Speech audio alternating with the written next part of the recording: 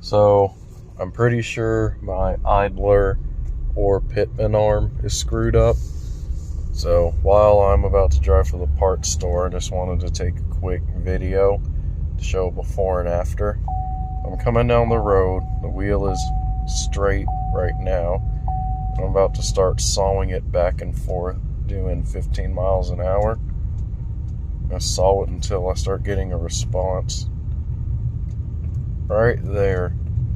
See how much the wheel is moving before I actually feel a response in the steering? I feel like that should not be the case. In this clip, the truck was off the ground with both front wheels in the air. Got parts Grab in my the room, tires at the 9 and 3 position and shake it. Grab a puller. Use your phone to record underneath so you can see where the play is.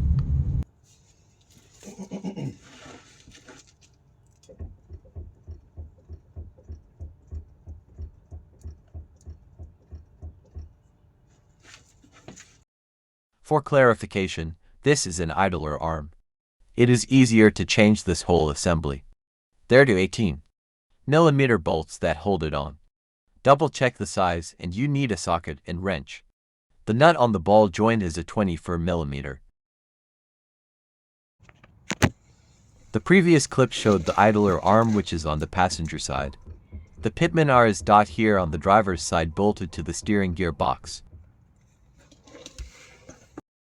This thing is a pain in the ass. Get a good quality one that won't wear out quickly. You will need a 1 7/8 wrench or a 48mm wrench to loosen the Pitman arm nut. You need a 24mm or a 15/16 steep socket or wrench to free it from the steering center link. Start by removing tie rod ends from the knuckle. The goal is to remove the entire steering link assembly from the truck. This is necessary for removing the steering center link from the truck.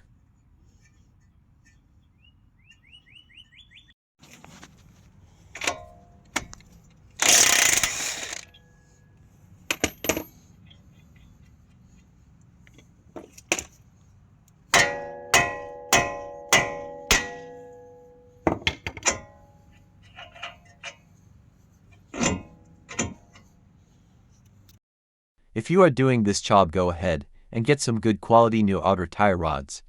You need an alignment anyway, and it only takes an extra 10 minutes.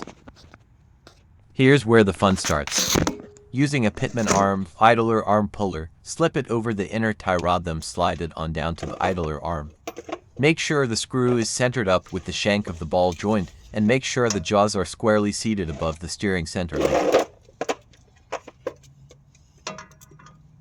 The proper way to use this is to get it to start applying pressure, then strike the center link or the direct rear of the screw with a hammer to break it free.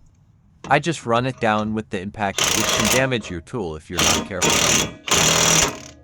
Also, make sure you leave the nut threaded on the bottom of the ball joint so the link does not fall and hit you in the face.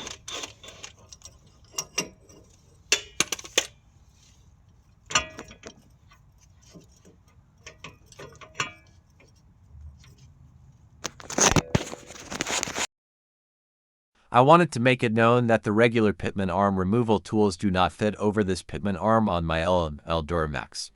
The shank of the bolt is too long. I had to cut it short. Apply heat while the puller is putting pressure on the joint. It popped off in 30 seconds after that. Alright, so as you can see, I had to cut the shank off the bolt to get it short enough to put a puller on. Then I had to beat the ever-loving crap out of it. Then I had to get a torch and melt the thing off of there. And now I'm halfway done taking it apart.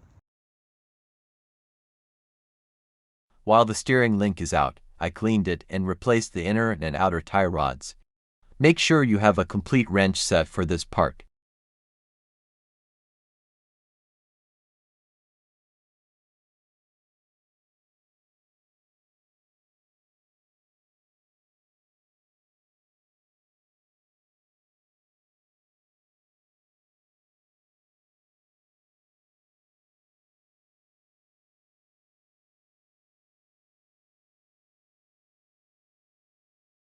You will have to play with the angle of the idler arm to get the assembly up and over the frame cross member.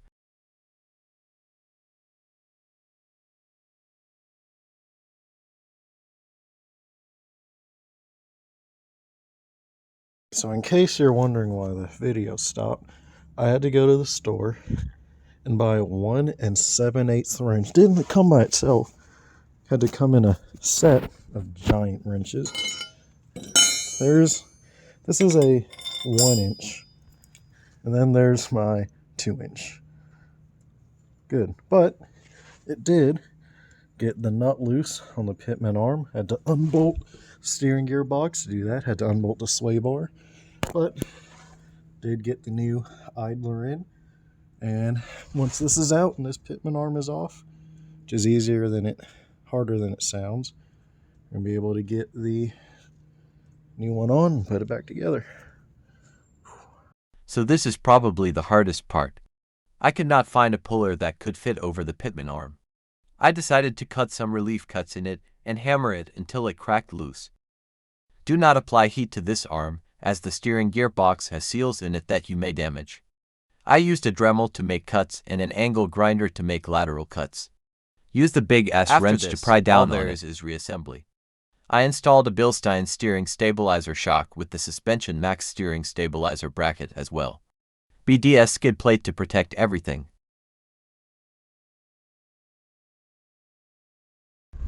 Alright, so the next day, put everything on, and let's do the same steering wheel shimmy. I definitely need an alignment, but steering wheel shimmy, truck shakes a whole lot more, which is correct. Feels a lot tighter.